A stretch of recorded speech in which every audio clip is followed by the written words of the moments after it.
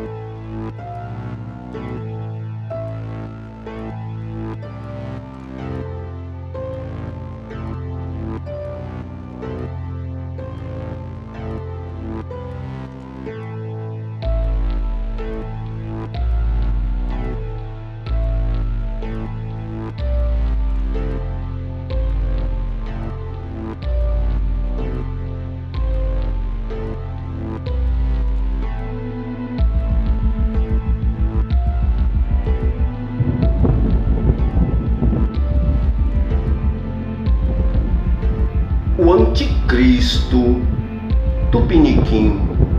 O Anticristo Tupiniquim. O Anticristo Tupiniquim.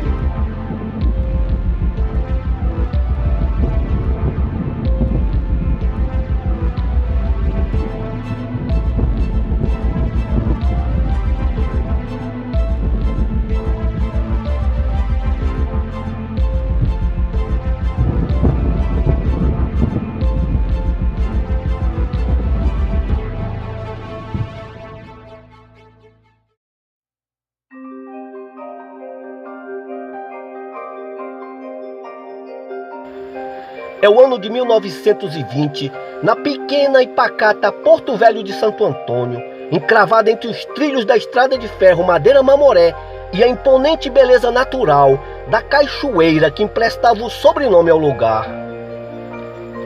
Eis que em uma bela manhã de domingo, em meio à feira livre, próximo à igrejinha de Santo Antônio de Pádua, um homem bem trajado, com camisa branca e gravata preta, sobre um terno cinza impecável, percorre sem pressa as quitandas, apreciando os produtos expostos em meio à via, interagindo com os vendedores e compradores, inclusive em língua estrangeira, ao indagar em japonês o feirante, dono de uma banca nipônica, e em espanhol um outro vendedor que ficava logo à frente, oferecendo souvenirs da cultura inca. O homem atraía a atenção de todos, que lhe impunha as vistas. Eles estavam encantados com a imponente desenvoltura do dito em meio à multidão. E a uma certa hora, os que estavam a trabalhar largam seus ofícios e, juntamente com os demais transeuntes, o seguem incondicionalmente a um lugar ermo. E quando todos estão assentados na terra crua, o homem mostra o verdadeiro motivo de sua aparição.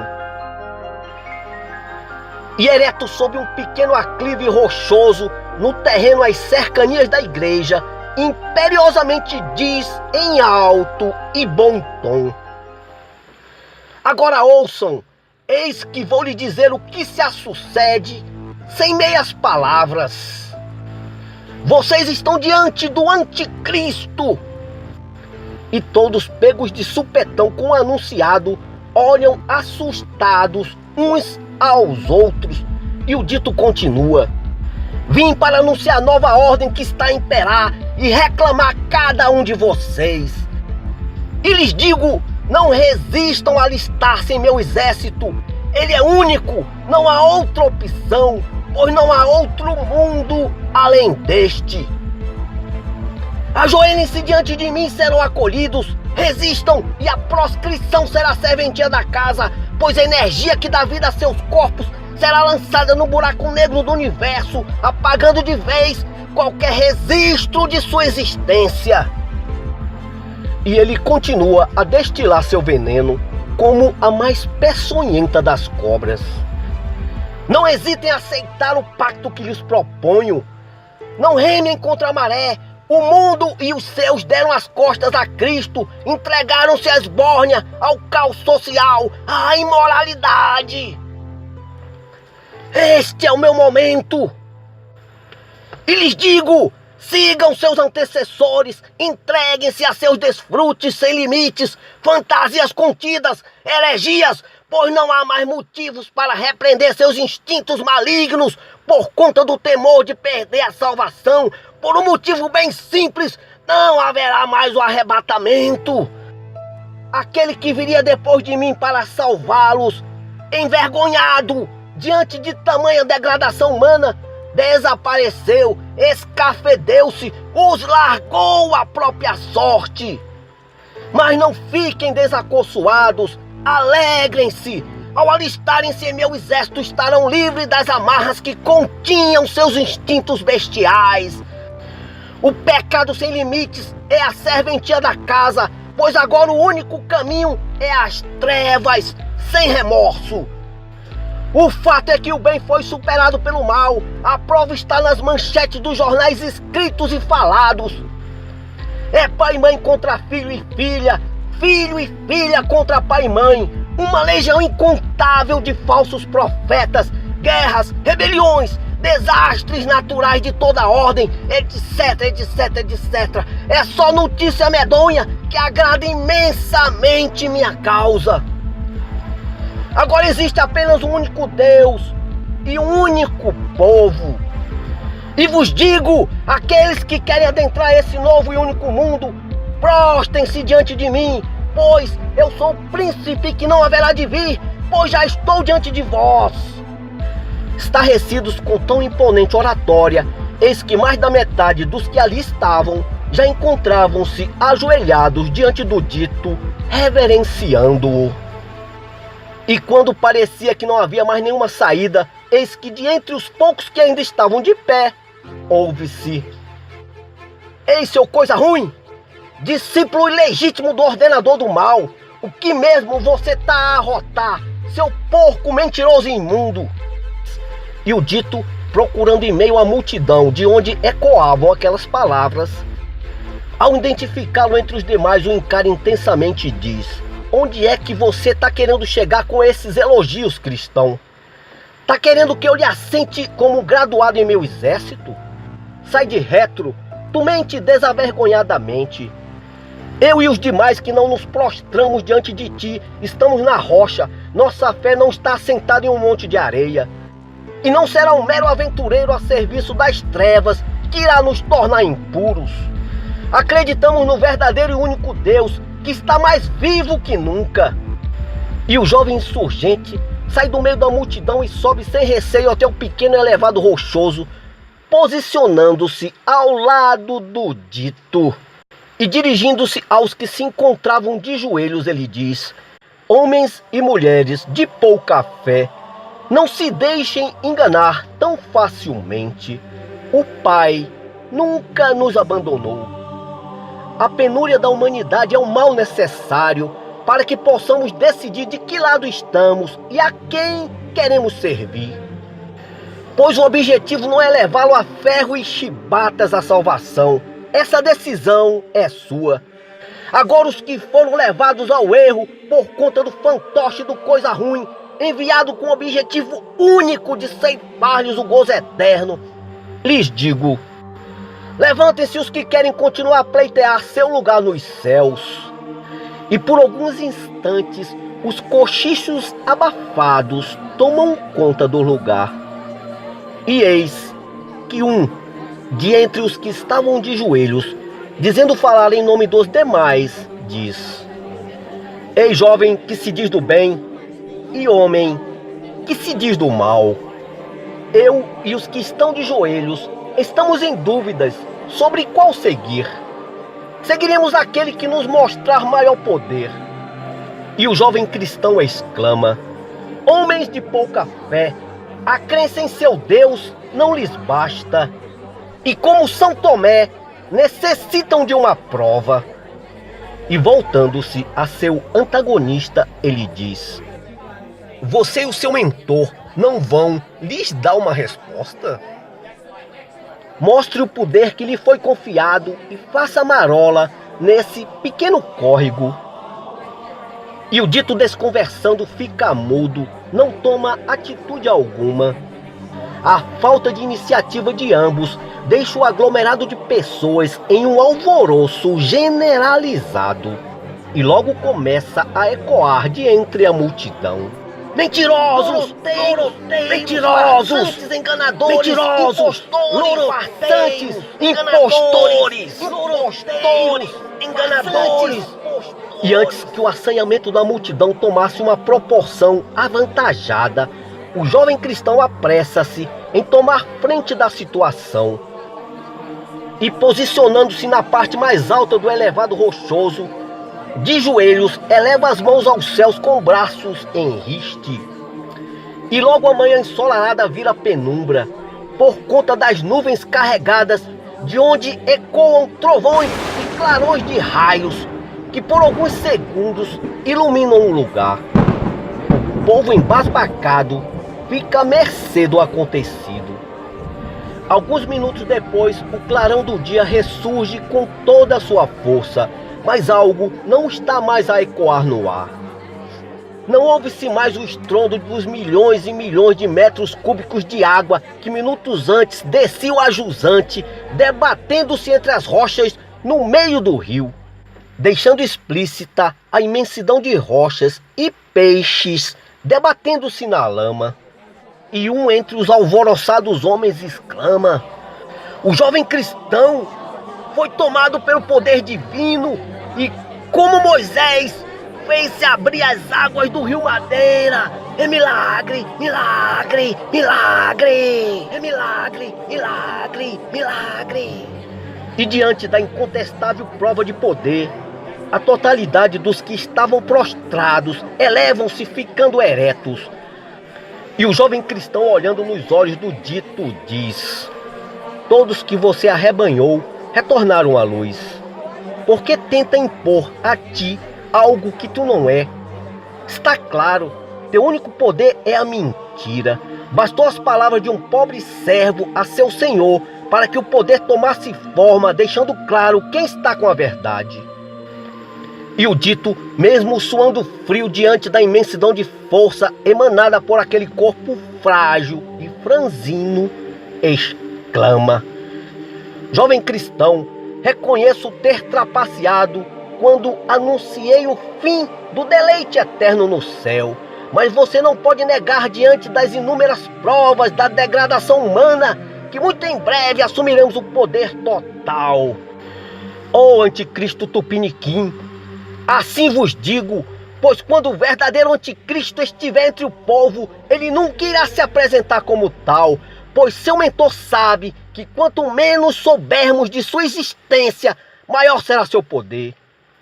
E o dito persistente não desiste, resolve dar mais uma cartada para tentar resgatar um ou outro incauto em meio à multidão, que horas antes estava prostrada à sua mercê.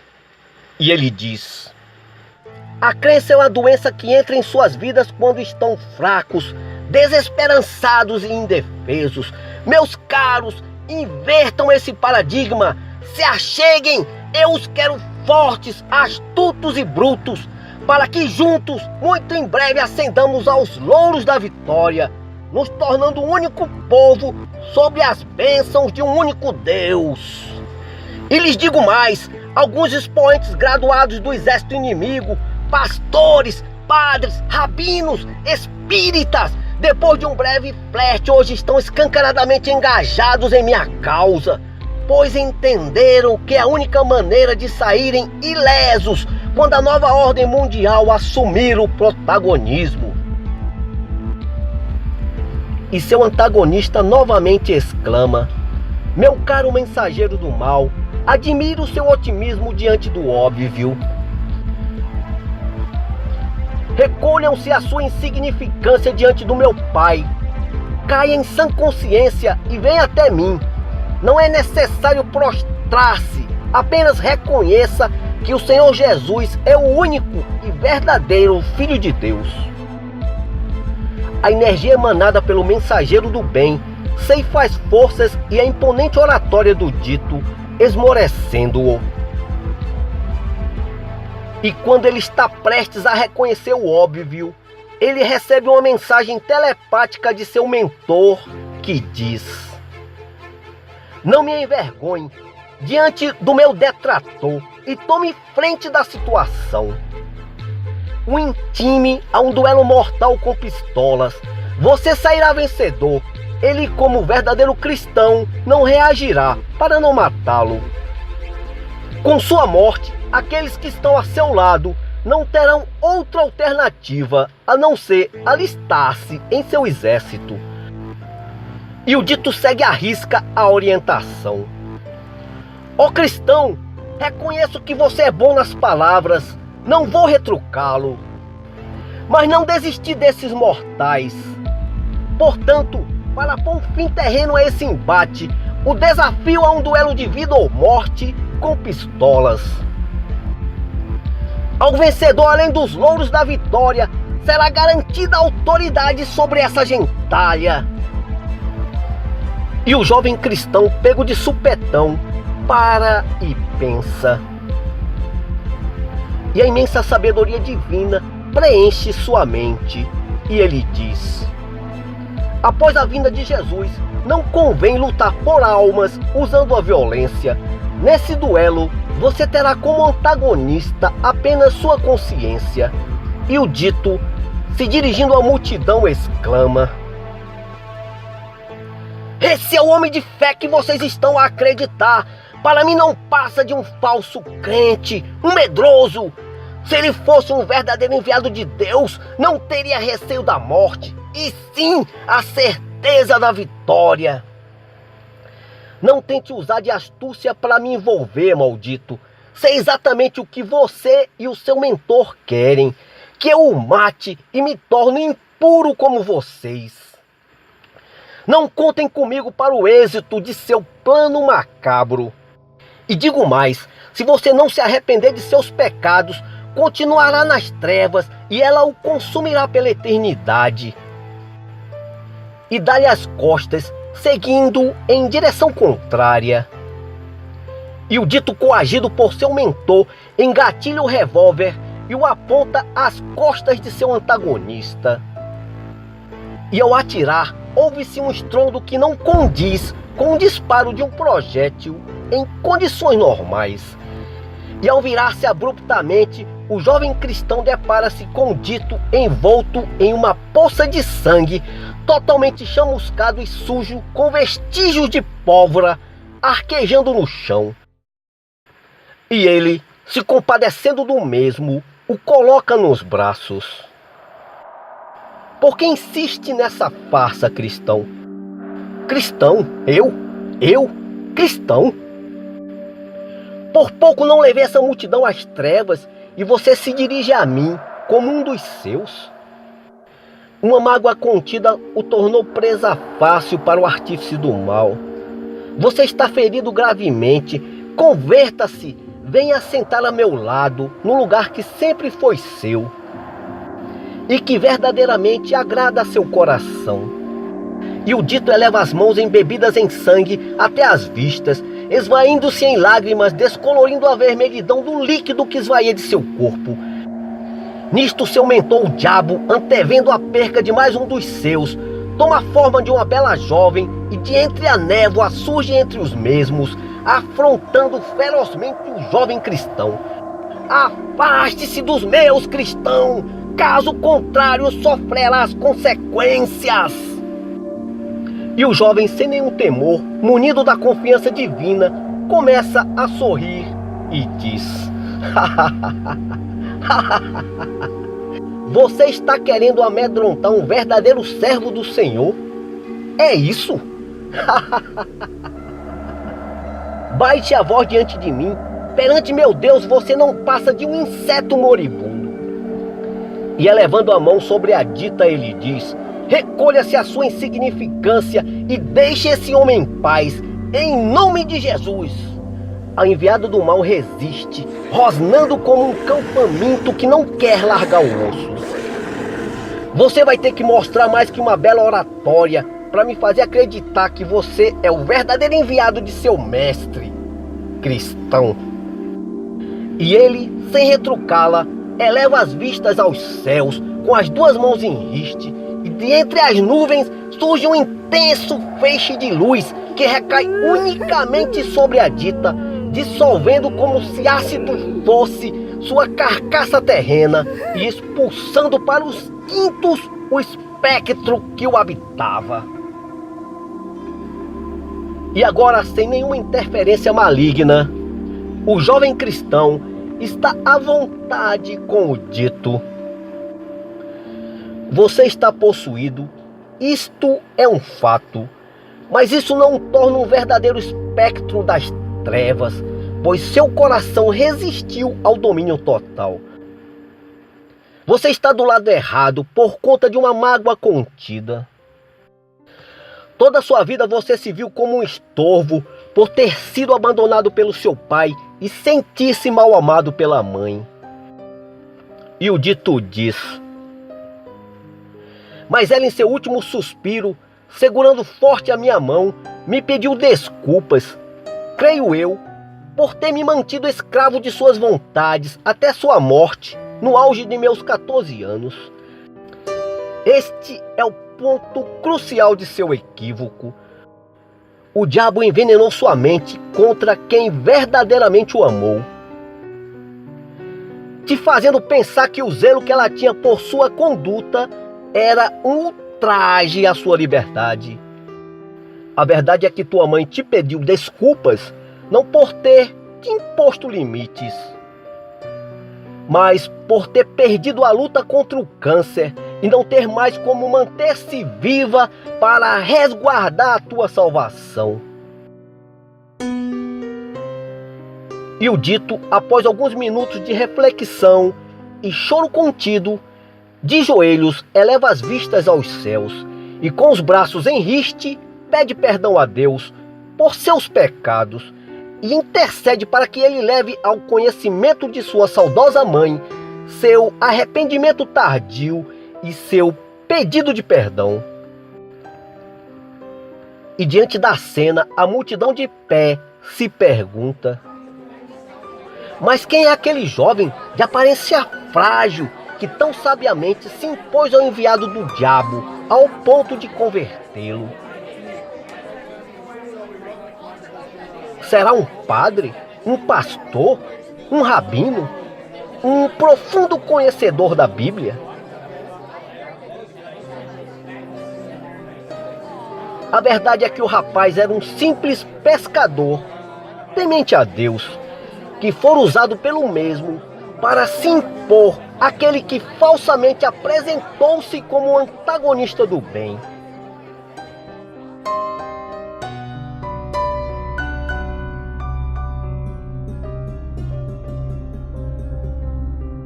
Meus caros, desta feita, a aparição do pastor inútil não passou de uma farsa. Mas lhes pergunto: estaremos preparados para quando o verdadeiro anticristo desabrochar?